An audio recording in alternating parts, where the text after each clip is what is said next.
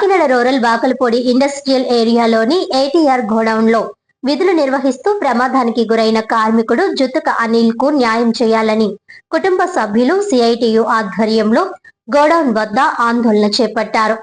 Vakalapudi industrial ఏరియాలోని ATR warehousing private limited లో పనిచేస్తున్న జుత్తుక అనిల్ గత మే 25న విధుల్లో ఉండగా పైనుంచి పడిపోవడంతో తీవ్రంగా గాయపడ్డారు. చేయి విరగడంతో పాటు కంటి సమీపంలో గాయాలై శస్త్రచికిత్స చేయించుకున్నట్లు బాధితుడు తెలిపారు. ఇంకా 2-3 ఆపరేషన్లు చేయాల్సి ఉందని, అయినప్పటికీ ఇప్పటి వరకు యాజమాన్యం నుంచి ఎలాంటి పరామర్శ, ఆర్థిక సహాయము అందలేదని ఆవేదన వ్యక్తం చేశారు. సిఐటియు రూరల్ ప్రధాన కార్యదర్శి రాజా మాట్లాడుతూ బాధితుడి వైద్యానికి ఇప్పటికే భారీగా ఖర్చయిందని, ఇంకా చికిత్స కోసం లక్షల రూపాయలు అవసరమవుతున్నాయని చెప్పారు. వెంటనే యాజమాన్యం బాధ్యత వహించి బాధిత కుటుంబానికి నష్టపరిహారం, వైద్య సహాయం అందించాలని డిమాండ్ చేశారు. లేని పక్షంలో ఆందోళనను మరింత ఉధృతం చేస్తామని హెచ్చరించారు. బాధితుడి భార్య సరోజిని మాట్లాడుతూ ప్రమాదం జరిగినప్పటి నుంచి కుటుంబం తీవ్ర ఇబ్బందులు ఎదుర్కొంటోందని, 43 రోజుల పాటు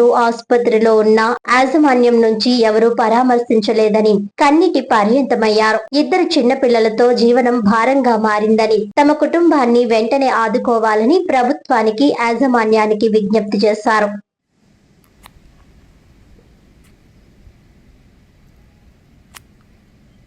నమస్కారం, నా పేరు జే అనిల్.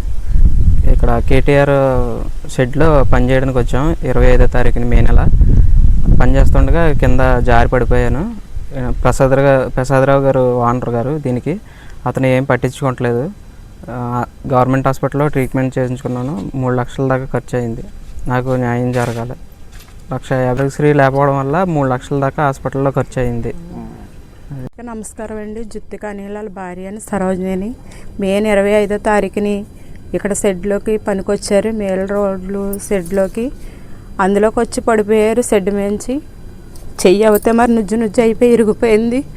ఆ చెయ్యి అవుతే మరి పని చేయదన్నారు. మరి ఇంకా చెయ్యి కొంచెం పని చేయడానికైనా పక్క ఎముక తీసి చేతికి ఆపరేషన్ చేశారు. ఓనర్ అవుతే మరి ఎటువంటి స్పందించలేదు. మరి ఇవాళ వస్తాను, రేపు వస్తానని అలాగే గడిపాడు మమ్మల్ని. 43 రోజులు మేము హాస్పిటల్లో ట్రీట్మెంట్ చేయించుకున్నాం. అప్పుడు కూడా మాకు ఎటువంటి ఖర్చులు కూడా అందించలేదు అతను అవుతేని. మరి కొంచెం పెద్దలు అది వచ్చి సిఐడి వాళ్ళు కూడా వచ్చి మాకు హెల్ప్ చేయడానికి నిలబడినా కూడా వాళ్ళని కూడా 5-6 వారాలు కోరారు.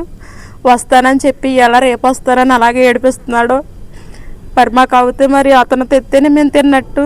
మాకు 2 పిల్లలు, మరి అతను తేకుండా మేము బయటికి వెళ్ళి తెచ్చుకునే ఇది లేదు. మాకు అయిన ఖర్చు కూడా మరి రూపాయి కూడా అతను అందించలేదు. బయట అప్పులు చేసుకున్న హాస్పిటల్లో ట్రీట్మెంట్ చేయించుకున్నాం.